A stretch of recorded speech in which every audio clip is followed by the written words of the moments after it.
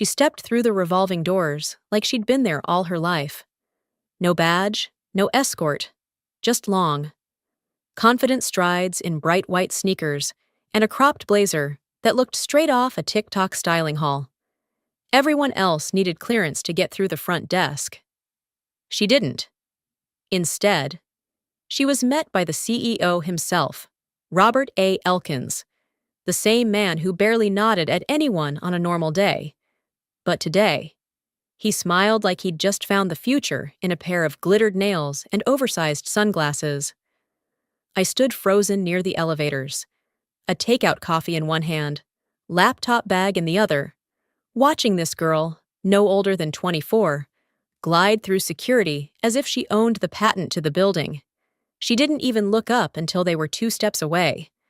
Then she turned, cocked her head slightly, and smiled. "You must be Kathy," she said, almost sweetly. I nodded. Then came the sentence I would replay in my head 100 times in the nights that followed. "You're the one I'm replacing, right?" My mouth went dry. Not from fear, at least not immediately, but from the quiet throb of instinct. Something was off, very off. I forced a chuckle. "I don't think we've met, and I haven't heard of any transitions." She shrugged. "Oh, maybe I wasn't supposed to say anything yet," she sang, like it was a game. "I'm just shadowing Uncle Rob for now." Uncle Rob. She winked, then followed him into the elevator, without a glance back. The doors slid shut. Silence returned. But inside me, something had shifted. A low-level buzz began behind my ribs, like when a server misfires but doesn't crash yet, just flickers. I had that same sensation, a system error about to escalate. And the worst part? No one else seemed to notice. Not the receptionist, not the interns, not even the VP of product who walked right past them without a pause. I stood there a moment longer, coffee cooling in my hand. My own name badge suddenly feeling heavier around my neck. Something was happening, and whatever it was, it had already started. I didn't even have time to finish my morning coffee. Barely 15 minutes after stepping into the office, my name flashed across the corner of my screen. Meeting request. Immediate. No subject, no sender, just a timestamp and a location. Executive Conference Room B. That room was never used for casual updates. I felt the same strange buzz from yesterday rising again in my chest. Something was off. Again. I grabbed my notebook, straightened my blouse, and walked down the hall. The door was half open when I arrived. And that's when I saw them. Robert, the CEO, was seated at the head of the table, hands clasped, eyes fixed on the marble tabletop like it might do the talking for him. Next to him sat Dana from HR, her usual professional warmth gone, replaced by that forced, corporate-neutral expression that only meant one thing. And then there was Madison, sitting where the CTO usually sat, legs crossed, tablet glowing in her lap like she already belonged. No one said a word as I stepped in. I took the empty chair, closed the door behind me, and tried to keep my breathing even. "Kathy," Robert began, his tone clipped and carefully rehearsed. "You've been with us a long time, longer than most people stay in this industry." I nodded slowly, unsure if I was being complimented or condemned. He continued, "But companies grow, technology changes, and leadership needs to reflect the future we want to build." A silence thick enough to choke on filled the room. Then came the line, 12 words, no emotion, like reading from a laminated cue card. "It's time we embrace new energy. Madison will lead that transition." My mind didn't register it fully at first. I looked at him, then at Dana, then at Madison, who gave a tight little smile like she'd just won a prize she didn't know how to unwrap. I blinked. "That's a restructuring?" I asked, my voice sounding like it belonged to someone else. Dana leaned in. This isn't about performance, Kathy. It's about realignment with our evolving brand vision. That meant nothing. That was the language they used in memos when someone disappeared overnight. "We've prepared a generous exit package," Robert said, sliding a folder across the table like he was offering me a dinner menu. It hit me like static to the spine. I wasn't just being reassigned, I was being replaced. I couldn't even speak. My tongue felt like sandpaper. Then Madison, God help me, leaned forward and said, "I'm really excited to learn from everything you've built. Kathy, what a foundation to inherit." Inherit. As if I had died. But the twist came when I glanced down at the folder. My name, my role, my termination, signed by 3 people. And the third name?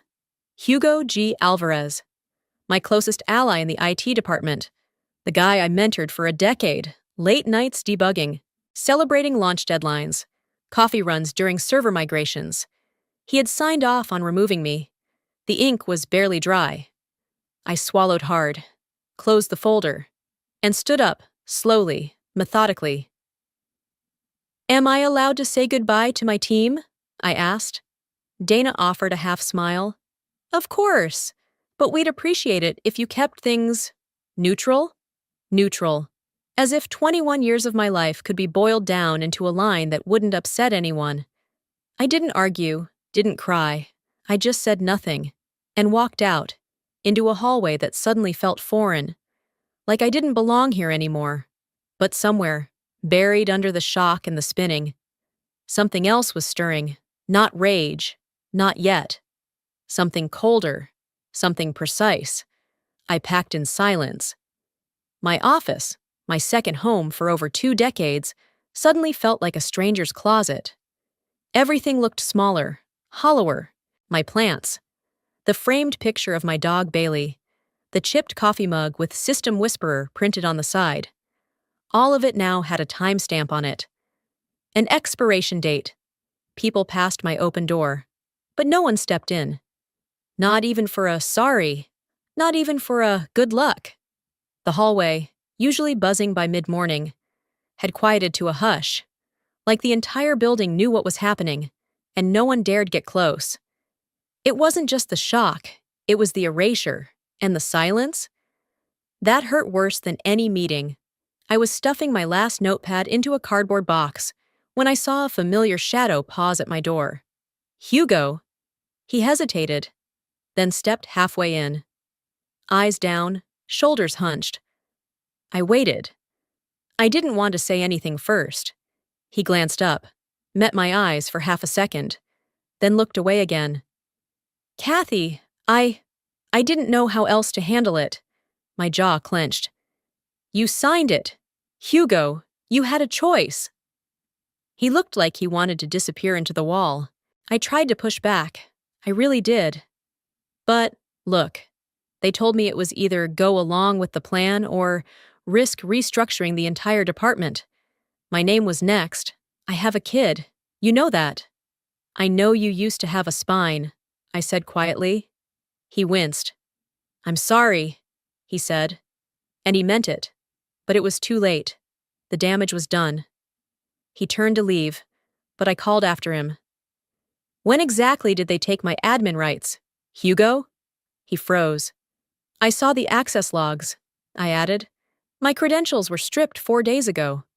His voice barely reached me. "They said they had to move fast. Transition was coming. I thought you knew." I didn't.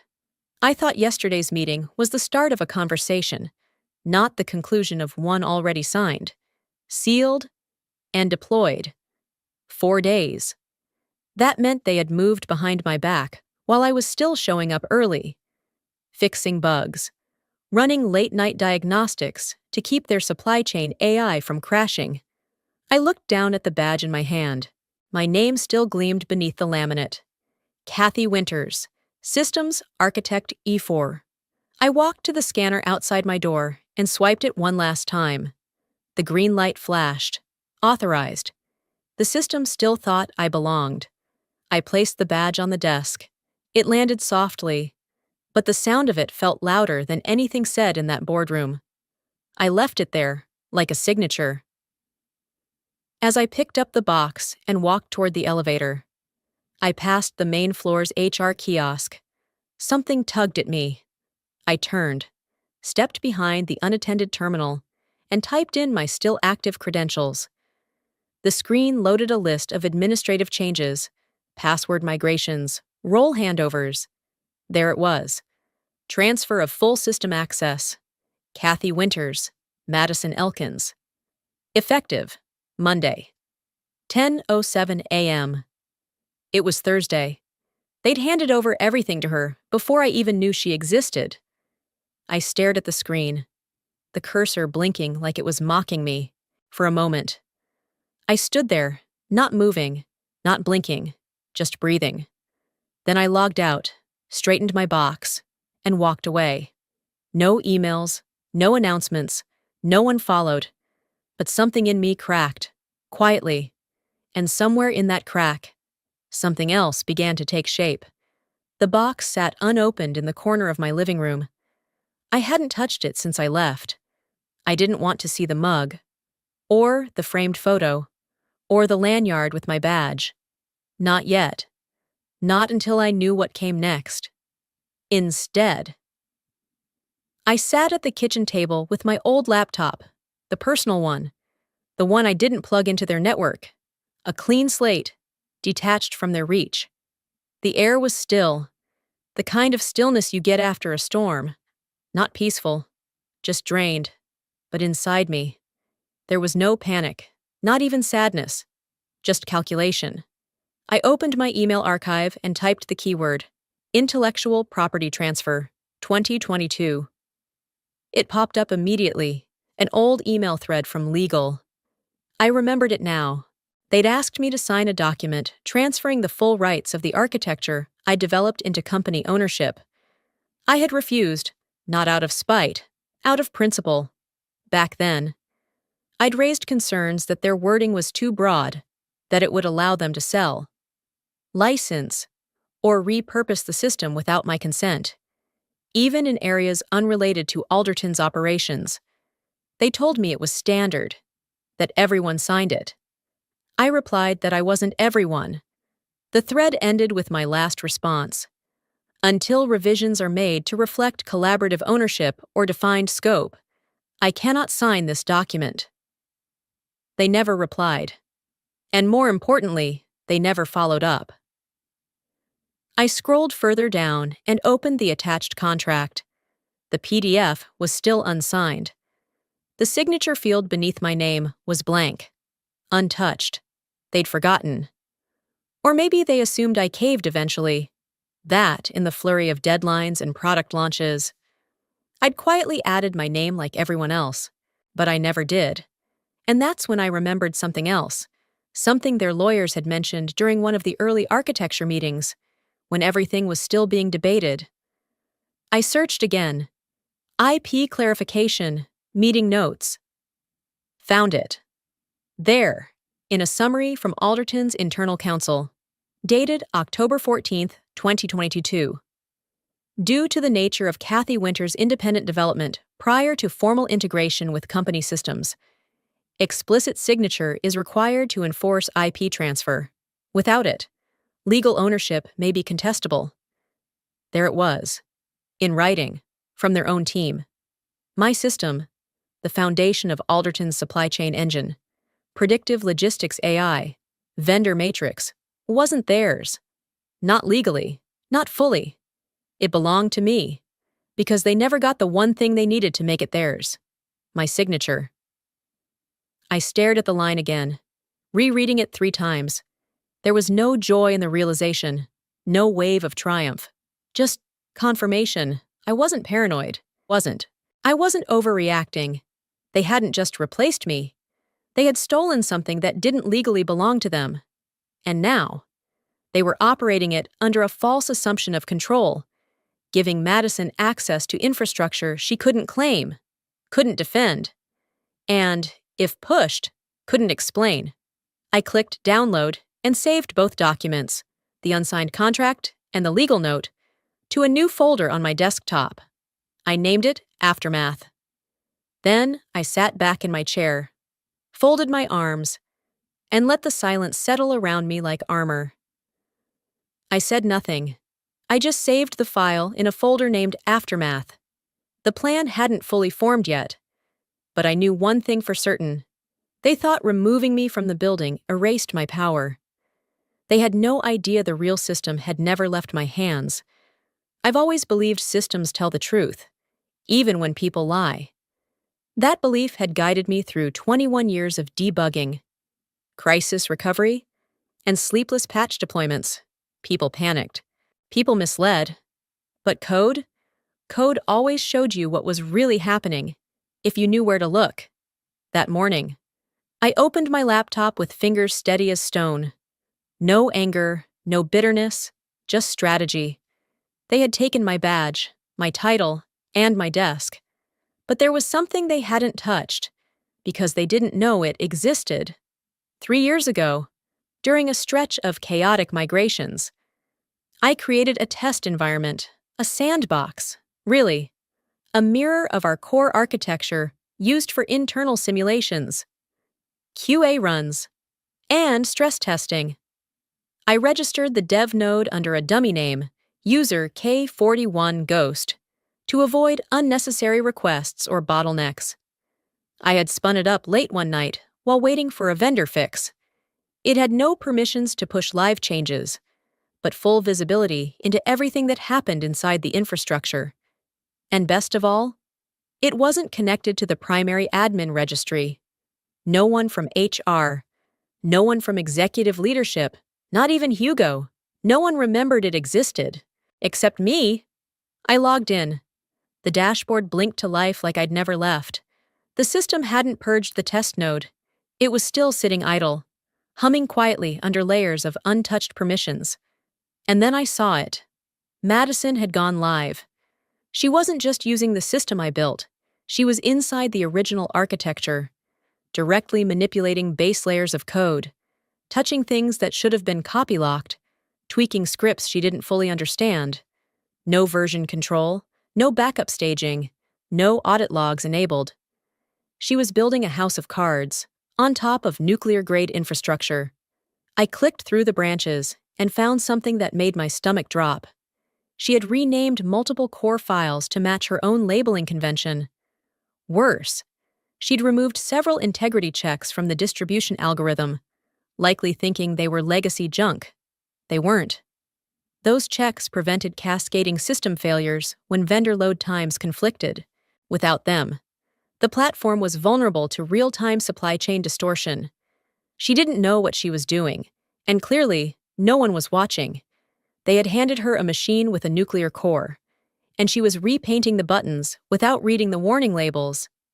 I could have shut it down right then. One command, and I could have brought everything to a halt. But this wasn't about revenge. Not yet.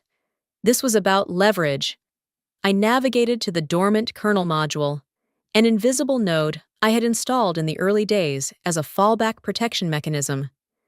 It was designed to detect unusual privilege escalations and trigger a lockout if it sensed unauthorized tampering. But now I updated it. I rewrote the condition logic. If admin account K Winters is removed or disabled, trigger Cascade Lock Protocol. Cascade Lock didn't delete anything. It rendered the entire system non-functional. A soft kill. Every process would stall indefinitely. Data would remain intact, but unreadable, untouchable, unusable, until the lock was reversed by a biometric confirmation. And I was the only one who could unlock it. No passwords, no recovery email. Just me. I typed it all in manually.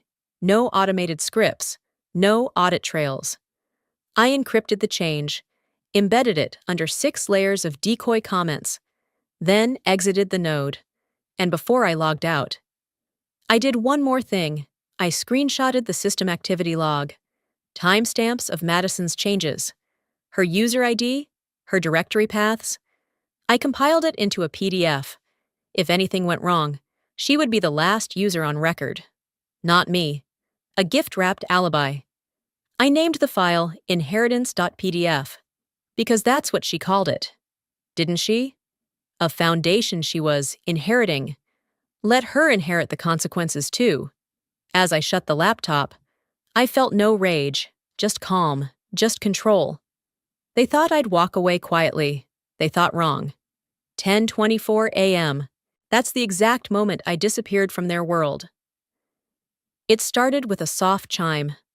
An email from the Alderton server, still filtered into my old company inbox, which I hadn't yet disconnected from my phone. The subject line was sterile. No warning, no courtesy, just 5 final words. Access privileges permanently revoked, effective immediately. No salutation, no explanation, no signature block. They didn't even pretend to be professional anymore. That was the moment. The moment they thought they'd wiped me out of their digital ecosystem. Thought they'd officially removed me from the story I'd written line by line, module by module, for 21 years. I stared at the email. No blinking, no breath. Then I calmly closed the laptop and folded my hands. No reaction, no reply. I just sat in the stillness of my kitchen, a second cup of black coffee growing cold beside me. Outside the window, the world kept moving, a jogger passing by, a delivery truck idling at the curb, birds pecking at crumbs on the sidewalk. And inside? Silence. But not defeat. Because unlike them, I never announced my moves. I remembered something my father used to say when I was young. You don't need to shout to be powerful. The ocean is silent before a tidal wave. So I sat in that quiet. Let it stretch. Let it sharpen. Let it settle around me like a cloak. They believed revoking my access was the final nail. What they didn't know, what they never even considered, was that the foundation they were standing on had been designed to respond to that exact move. They'd pulled the trigger. They just hadn't seen the bullet yet. Then, my phone rang. Unknown number. Normally, I wouldn't answer. But something in me, a flicker of curiosity, maybe instinct, made me swipe right. Kathy Winters? A man's voice asked. Professional, crisp. American accent. But with the kind of Polish you hear in old-world boardrooms? Yes. This is Daniel Vega, Executive Vice President of Infrastructure at Phoenix Tech. The name hit like static behind my eyes. Phoenix Tech, the same company Alderton had crushed in last year's bid for the Trans-Global contract, a company whose entire logistics division had gone dormant after losing the battle to my system. I hope I'm not catching you at a bad time, he continued, but word gets around. We heard about the transition at Alderton. I didn't say a word. He filled the space. We've also heard about the recent system instability. And frankly, Kathy, we'd rather not reinvent the wheel. We're interested in what you built. More specifically, we're interested in what you could build next. Still, I said nothing. He paused, then added, I'm authorized to offer you full architectural control, clean budget, no red tape, and co-founder equity if you're willing to lead the division. My fingers tightened slightly on the edge of the table. This wasn't just a job offer. It was an invitation to create again, on my terms, with the full force of a competitor behind me, and the subtle poetry of knowing Alderton's biggest rival now wanted to weaponize the very mind they'd erased. I glanced back at the laptop. The email still open, still glowing. Access revoked. Perfect. I'd like to discuss this further, I said, finally. But not on the phone. He chuckled. Naturally, we'll fly you out, first class, tomorrow. Tomorrow's good. He thanked me, left his contact info, and hung up. I sat still for another minute, not smiling, not frowning, just centered. They had erased me at 10:24, but what they didn't realize, that was the moment I finally became free. The flight to Phoenix was quiet, too quiet. First class always was. Hot towels, soft lighting, Nobody making small talk unless invited. But my mind was loud.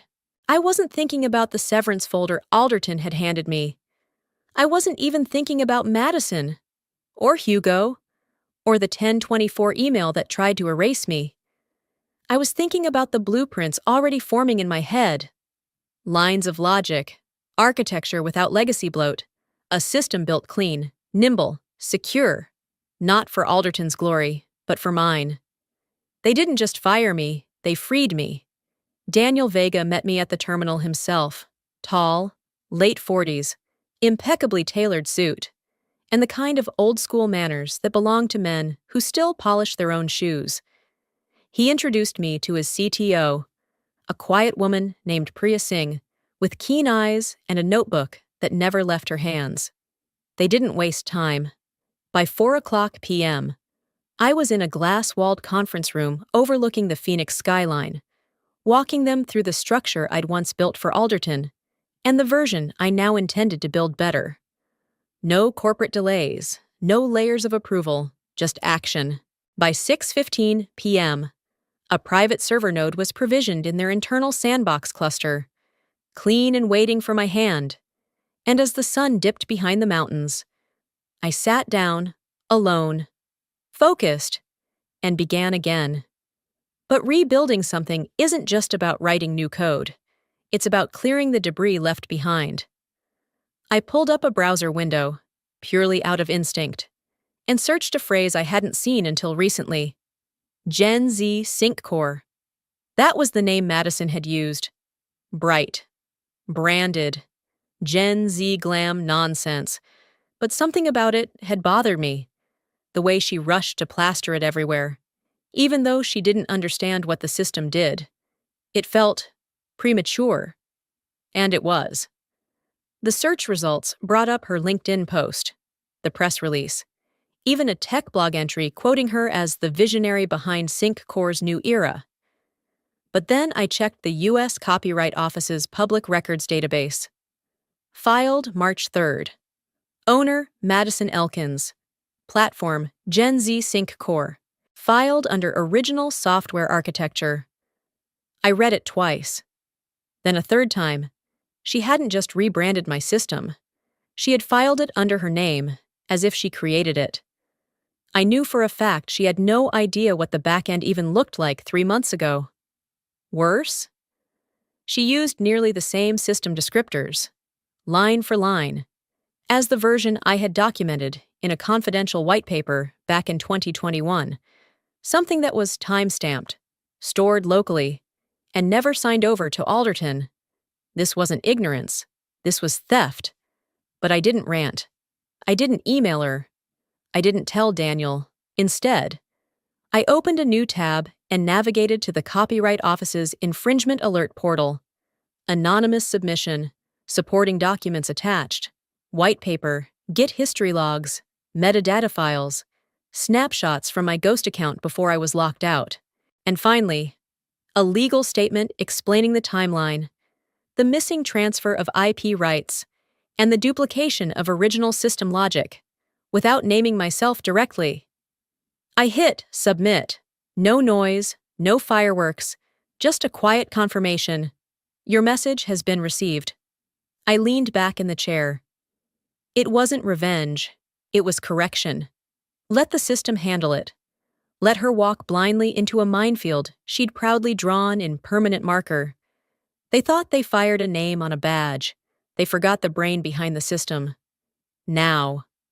I wasn't working for them. I was building something for myself, stronger, sharper, untouchable, and for the first time in years. I didn't feel like I was holding anything back. The kettle let out a soft hiss as the water reached a slow, steady boil. I moved with practiced ease, chamomile, loose leaf, no sugar.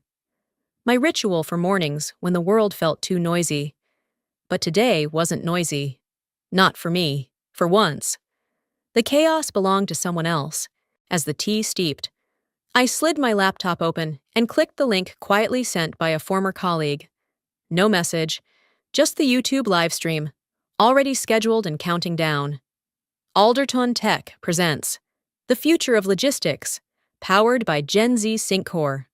Of course she named it that. Bold, shiny, unaware. The stream started exactly at 11 o'clock a.m. High production value, lights, music, corporate flair.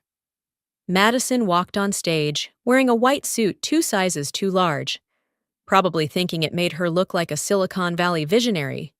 Her voice was overly rehearsed, lines memorized but not lived. "Today," she said, beaming, "we launch a new era, one designed by digital natives. For a digital future." I stirred my tea slowly, watching her pace across the stage. Behind her, the screen cycled through animations of flowcharts, timelines, and predictive models, ironically, all based on the logic she had stripped the integrity checks from 2 weeks ago. Not one mention of the engineers who built the system, not one word about the foundation. Just gloss and guts she didn't understand. To the audience, mostly junior execs, tech influencers, and nervous-looking interns, she was a pioneer. To me, she was a countdown with legs. By 11:15 a.m., she clicked the remote and announced, "And now, let's demonstrate real-time vendor load prediction powered by Syncor's proprietary engine." I sipped. The screen behind her flickered. A brief hesitation, barely a second. But I noticed it. She clicked again. And that's when it happened. Red. First a flicker, then a flood. The projected interface, meant to showcase seamless global coordination, glitched. Data fields scrambled. The vendor tracking bar exploded into error code. Several attendees gasped as the screen shifted again and began projecting a live fail report from Alderton's own API gateway. Error 504. Distributed server timeout. Unauthorized script detected. Core logic interrupted. Recovery unavailable. Madison froze. In real time, in front of cameras, in front of press. The system collapsed. What they had rebranded, renamed, and blindly edited had just tripped over its own arrogance, and my buried lockout command had taken the wheel. She stammered something about a brief delay and turned to her handlers. But the camera caught the tremble in her hand. People in the front row were already pulling out their phones, on Twitter. The hashtags were starting to roll. Sync Core, meltdown, launch, fail, Madison, Elkins crash. I didn't gloat. I didn't even smile. Instead, I rose, poured myself a fresh cup, and stepped out onto my small apartment balcony. The Phoenix air was warm, dry, full of distant hums. Behind me, the chaos was spilling across live streams and inboxes and emergency Slack channels. But around me, peace. Still. I said nothing, but the silence spoke louder than fire. The irony was almost poetic. They had stripped the safety valves, removed the code audits, ignored the need for backup staging, and now they were drowning in a system too powerful for their understanding, too fragile for their egos. I hadn't sabotaged anything. I'd simply let the system respond the way it was designed to when left in the hands of children. Back inside, my phone buzzed. Daniel Vega. "You seeing this?" I texted back one word. Live. And beneath that calm, beneath the stillness, my resolve only hardened. This wasn't the end. It was just the start of something built right. Built mine. There's a strange kind of power in knowing you're the only one with the key. Not a metaphorical key, not a code on a sticky note. A literal trigger, buried deep in the sublayers of architecture no one else knew existed. A structure that, for 2 decades, had lived, evolved, and thrived under my fingertips. For weeks, I had waited, not with bitterness, but with composure, watching the threads unravel from afar. They didn't even know they were tugging at the wrong end of the rope. Now, the knot was about to close. I sat alone in Phoenix Tech's secure development lab, surrounded by low hums and temperature-controlled silence. It was 2:08 p.m. My tea was cold. I didn't touch it. On the screen, a remote terminal, already authenticated to my ghost node, one of the last untouched bridges between my original system and what Alderton believed they had full control over. They never questioned why some functions required dual authentication. They never noticed the mirror shell. They never thought to look under the surface. That was always their weakness, assuming the genius they fired had no follow-through. I flexed my fingers, took a breath, then began typing, one command, then two, then a pause. Exactly 3 seconds. This wasn't showmanship. This was precision. The final string was handwritten. No scripts, no dependencies, just 6 lines. I tapped enter. 6 seconds. That's all it took. At 2:09 p.m., the signal went out. Across every satellite office, every distribution server, every international mirror node, the core logic of SyncCore ceased to exist. Systems didn't crash. They froze. Frozen at the root level.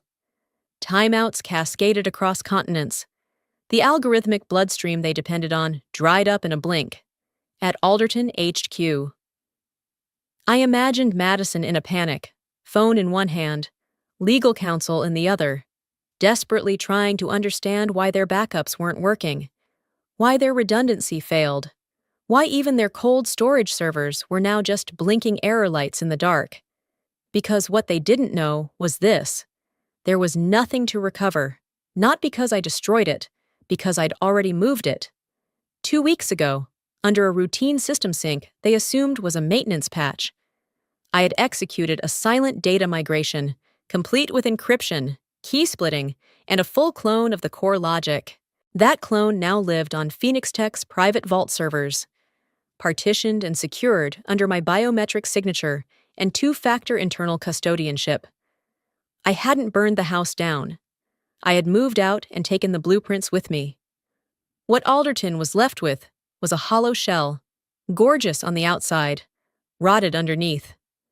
I leaned back in my chair and looked at the screen. Nothing dramatic, no explosion, no flickering lights, just a blinking cursor and an empty terminal. Clean, complete, final, behind me. Priya walked in quietly with a printout. "They're already trending," she said, placing the page in front of me. "Sinks collapse, Alderto down, fur the niece." She smiled faintly. "You did it." I shook my head. "They did it to themselves.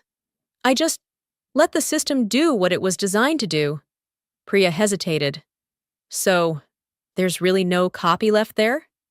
"No functional copy," I said calmly. "Only the code that points to nothing." She let out a breath like she'd been holding it for hours. "Daniel wants to offer you naming rights to the platform once we relaunch." I didn't respond right away, because at that moment, something deeper settled inside me. Not triumph, not revenge, relief. I wasn't protecting the past anymore. I was freeing the future. Let Alderton rebuild from scratch. Let them finally understand what it costs to delete a mind and expect the machine to still run. I stood up, pushed the chair back. "Tell Daniel I'm open to it," I said. "But this time, my name goes in ink." She nodded and left. I looked at the empty terminal one more time and whispered, "Still standing." The call came at 3:30 p.m. I recognized the number before the first ring even finished. Robert A. Elkins, the CEO of Alderton, my former boss. The man who once called me overseasoned, who said I was too embedded in legacy thinking to lead the next phase. He never used my first name, not in 21 years. He called me Winters, at best. Her, at worst. But now the voice that came through the line was low. Careful, measured like someone tiptoeing through glass. "Kathy," he began, drawing out the syllables like an olive branch. "We've got a situation here." I stood in my Phoenix Tech suite, looking out at the city skyline, the phone in my hand. I didn't say anything. I just listened. "There's been some kind of breakdown," he continued. "Our supply chains are locked, Internal teams can't get access. We're looking into what might have caused it. Just, you know, background changes, version instability. There's some indication your credentials were involved in a few legacy nodes. I was hoping, if you had a moment, you might help us make sense of it. I said nothing. A silence hung between us. On his end, I could hear the strain in his breathing, the tension of a man used to being obeyed, now bending because he had no choice. It's not a demand, he added quickly. Just a request, from me to you. You know the system better than anyone. I stepped away from the window, walked over to the small round table where my tea had gone cold again. I could see the tab still open on my laptop. Sync collapse had hit the top of tech Twitter. Alderton stock had dipped 18% in the last 3 hours. 3 major clients, Trinova, Indigo Maritime, and CrateNet, had already issued public statements suspending contracts pending technical concerns. Inside sources said their legal teams were preparing breach filings. I placed the call on speaker, letting his voice fill the room. "Kathy, we can compensate," he said, grasping now. "We can structure a consulting arrangement. You wouldn't need to come back. Just help us get things stabilized. We'll put your name back on the architecture, retroactively, whatever you need." That line almost made me laugh. He thought I cared about my name being on something he erased. I finally spoke, voice low and even. "Robert." A pause. I could feel him stiffen. "I'm not your employee," I said. "I don't owe you a thing." Silence again. "But you built this," he said, the faintest edge creeping back into his tone, confusion masquerading as entitlement. "It's yours. Don't you care that it's falling apart?" I closed the laptop. "I care," I said, "that it's finally free of the people who didn't deserve it." He didn't respond. Maybe he didn't know how. Maybe for once. He realized what it meant to be on the outside looking in. "I'm hanging up now," I added. "Good luck, Robert." Click. That was the last conversation I would ever have with him. And strangely, I didn't feel triumphant. What I felt was deeper, older, a bittersweet ache I hadn't expected. There was a part of me, some small, tired part, that had always held out hope that someone at the top would recognize what I gave, what I held together, not with titles or spotlight, but with sweat and vigilance and care. But now I knew the truth. They never saw the architecture, only the scaffolding that held their egos in place. And when the scaffolding left, the tower cracked. I leaned back in my chair and exhaled. Not because I was exhausted, though I was, but because, for the first time, I felt untethered, unobligated, unburdened. Later that evening, I received a short message from a former intern of mine. Evan, now working quietly in Alderton's satellite office in Toronto. 3 emergency board meetings today. Trinova and Indigo have lawyers on site. Everyone's panicking. You didn't burn it down. You just let the winds hit it. And it was hollow. I stared at his words, a flicker of emotion tugging at my chest. Not vengeance, just truth. I texted back 2 words. "Tell them, goodbye." By 9:05 a.m. the next morning, my inbox had 6 offers.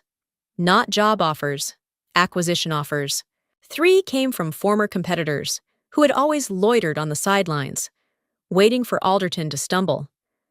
2 were from VC-backed logistics startups trying to snatch what they thought was a freelance architect with a grudge. 1 came from a European firm I'd never even spoken to, but their subject line read, "Name your price, we'll match." But none of them mattered, because at 10 a.m., Daniel Vega walked into the Phoenix Tech strategy room and placed a folder in front of me. Simple white cover.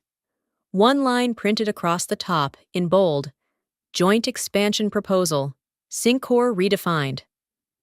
I looked up. He didn't say anything right away, just nodded toward the chair beside me. Priya was already seated across the table, her notebook open. her eyes watchful as always. Daniel cleared his throat. Kathy, I won't waste your time. You've rebuilt our entire logistics backbone in 4 weeks. You stabilized what they shattered in less than a day. And you've done it all with no title, no contract, and no name on the door. He pushed the folder toward me. We'd like to fix that. I opened it slowly. Legal print, signature lines, equity charts, and there it was. 2%. Equity stake. Chief Architect of Global Systems. Permanent leadership seat on Phoenix Tech's Innovation Council. It wasn't just a title. It was respect, ownership, autonomy, and in a world that had once erased me in a 12-word sentence, it felt like something I hadn't had in years. Permission to exist boldly. I leaned back in my chair and met his eyes. What changed your mind? I asked. Daniel offered a faint smile. You burned the castle down without lighting a match. That kind of elegance is rare. We don't want fire. We want direction, Priya added, softly. We don't want to use your mind. We want to build with it. There was a pause. A quiet one. The kind that only comes when something ends and begins at the same time. I signed. And just like that, I stopped being the architect they let go. I became the one who set the standard. But the twist, the moment that turned poetic into cinematic, that came 2 days later. It started as a line in a news brief. Alderton Board replaces CEO following widespread collapse. No photo, no detail, but I knew. I knew Robert had finally been ousted, not because of morality or justice, but because the system failure hit their stock price harder than their conscience. The next morning, Phoenix Tech's internal Slack lit up with a forwarded email. Formal notice of merger negotiation, Alderton Technologies to enter contract discussions. That wasn't a surprise either. We had already taken 3 of their legacy clients and replicated their operational capacity in less than a month. They had no leverage left. But what did surprise me, what made me stop in the middle of my notes, was the name listed at the bottom of the document as the signatory on Alderton's side. Hugo Alvarez, acting CEO, interim, effective immediately. I stared at the screen for a long time. Not angry, not triumphant, just still. The man who once avoided my eyes in the hallway as I packed up a cardboard box. He was now the one who had to sign a merger agreement with the company I rebuilt from ashes. He hadn't messaged me. Not yet. But I knew he would. Eventually. Because while I never sought revenge, fate has a strange sense of choreography, and the dance had come full circle. Later that day, I walked through Phoenix Tech's upper floor, where construction had just finished on our new operations wing. The hallway lights flickered softly as I passed, casting long shadows across polished glass. A new door had been installed at the end of the corridor. On it, in brushed steel letters, Kathy Winters, Chief Architect. I opened the door. My new office, larger than the one I'd had at Alderton, sunlit, quiet. A window facing the mountains instead of concrete. There was no ceremony, no applause. Just the click of the lock behind me as I stepped into a space that finally felt earned. This wasn't a comeback, it was a reintroduction. And this time, I wasn't just rebuilding a system, I was designing the future, with my name carved into its code. Exactly 1 year later, to the day. I walked back through the same glass doors I had once exited with a cardboard box in hand, and 21 years behind me. Only now. Everything had changed. The plaque outside no longer read Alderton Technologies. It had been replaced with sleek, metallic lettering that caught the morning sun just right. Phoenix Global Systems. The building hadn't been demolished, just repurposed, rewritten, like code. The bones were the same, but the soul had shifted. I paused for a moment just inside the lobby, letting the hum of quiet footsteps and elevator chimes wash over me. The same place where I once stood invisible, now felt still, but full, not of chaos, not of noise, of purpose. Behind the marble reception desk, a young woman I didn't recognize stood in a crisp navy suit, head bowed as she typed into a touchscreen tablet. She looked up and smiled as I approached, and that's when I saw it. Just to the right of the desk, framed in minimalist steel, was a portrait, not a painting, a photograph.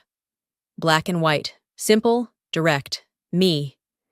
Taken candidly from behind during a Phoenix Tech Leadership Summit, my profile visible as I pointed to a digital whiteboard. Hair slightly windblown, mouth mid-sentence. Below the photo, etched in silver, Kathy Winters, architect of the future. I didn't blink, didn't smile, just inhaled. Slow, grounded. The receptionist noticed my gaze. "That's you, isn't it?" I gave a small nod. Her eyes widened. "It's such an honor. Everyone talks about what you built. It's kind of legendary now." Legendary? Once. I was just a line item on a termination memo. Now. I was a benchmark. I didn't stay long at the front. I made my way to the elevator, the same one I used to ride silently as executives passed me without so much as a glance. Now, a junior architect stepped in beside me, recognized me instantly, and greeted me by name. "Morning, Ms. Winters," he said, smiling nervously. He didn't ask questions, didn't mention the past. He knew better. At the top floor, I walked through the open workspace where glass offices framed views of a city still in motion.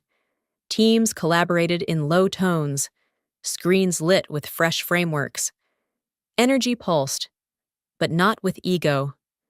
This was a company built with intention, not illusion. When I reached my office, yes, my real office, with my name on the door and my fingerprints in every system blueprint, I paused, opened the door, stepped inside, and sat. No applause, no announcement, no cameras, just the quiet hum of a legacy rewritten. The report said Madison had gone silent after the Sync core collapse. She'd been named in a copyright violation suit and dropped from 2 speaking engagements. Her branding firm revoked its sponsorship. Her LinkedIn had been deactivated. There were whispers she'd taken a marketing job overseas. No one could confirm. I never checked. She was never the story. She was just the shadow in a room someone else had wired. I didn't need to see where she went. Because now, all around me, every system humming, every nameplate with a future ahead of it, I saw where I was. Not where I'd landed. Where I had earned. From the corner of my desk, I lifted a smooth brass pen. It was the same one they'd given me during my 15th anniversary at Alderton. I'd kept it, even when they erased my email, revoked my credentials, and wiped my contributions from public documentation. It had a small engraving on the side, still intact. To those who build quietly. I pressed the pen to paper and signed the final approval on Phoenix Tech's latest patent filing, a system rebuilt from my original vision, stronger and smarter than ever before. Then I whispered, more to myself than anyone, "You fired a name, you forgot the mind." And with that, I returned to work, not to prove them wrong, but to keep building what they were never meant to hold.